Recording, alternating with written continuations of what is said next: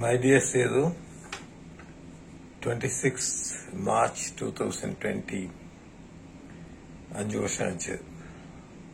நீ எங்களை விட்டு உடல் ரீதியா போய் டெய்லி உன்னோட தான் இருக்கோம். எங்கே போனாலும் உன்னை பத்தி பேசுறாங்க. ரொம்ப பேர் உனக்காக வருத்தப்பட்டிருக்காங்க. எப்படிங்க அப்படின்னு ரொம்ப ஃபீல் பண்ணியிருக்காங்க. அத்தனை பேருடைய லவ் நீ சம்பாரிச்சிருக்க. You are a great saint and great soul. உனக்காக வருத்தப்பட்டு இப்போ கொஞ்சம் வருத்தங்கள் கொஞ்சம் குறையுது. ஆனா உன்னுடைய குழந்தைகள், பேரன் பேத்தி, என்னுடைய பேரன் பேத்தி, அவங்களுக்கு நீ இல்லையே அப்படின்னு நினைச்சு அவங்களுக்காக வருத்தப்படுற கூடிய மனநிலையில் இருக்கேன். என்னையே நான் ஆறுதல் பண்ணிக்கிறேன். இறைவனுடைய செயல். என் கையில ஒன்றும் இல்லை, உன் கையில இல்லை. நான் சொன்ன மாதிரியே தான் எத்தனையோ பதிவுகள் போட்டிருக்கேன். அவங்கவுங்க வழியை அவங்க தான் எடுக்கணும், அவங்க தான் அதை தீர்வு காணணும். நான் உனக்கு சொன்னேன், நீ எனக்கு அதை திருப்பி சொன்ன. இப்போ உன்னுடைய குழந்தைகளுக்கும் அதே தான் நான் சொல்றேன். அவங்கவுங்க வழியை அவங்க தான் எடுத்துக்கணும். யாருமே எடுத்துக்க முடியாது.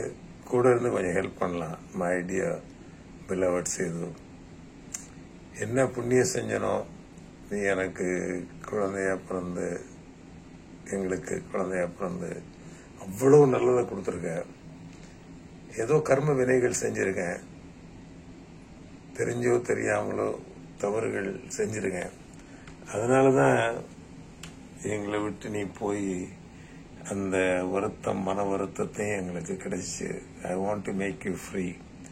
ஐ want to release you from my attachment. I want you to be beautiful. நீனே தான் எங்களுக்கு பேரனா பிறந்திருக்க அப்படிங்கிற ஒரு ஆறுதல், மன ஆறுதல்ல காலத்தை ஓட்டிட்டு இருக்கோம். இன்னும் எவ்வளவு நாளும் தெரியல. எங்க இருந்தாலும் உன்னுடைய ஆத்மா ரொம்ப சாந்தி அடையணும். ரொம்ப ரொம்ப நன்றி. நன்றியை தவிர எனக்கு வேற வார்த்தைகள் கிடையாது. நீ குழந்தையா பிறந்ததுக்கு அதை என்ன சொல்றது? My dear beloved Sethu, I love you so much. We all miss you. You have done a great job to our family, which அதை மறக்க முடியாது. ரொம்ப ரொம்ப நன்றி my dear Sethu. Take care. Lots and lots and lots of love, my dear child. My dear Sedu, I want to hug you. Take care. Take care. Take care.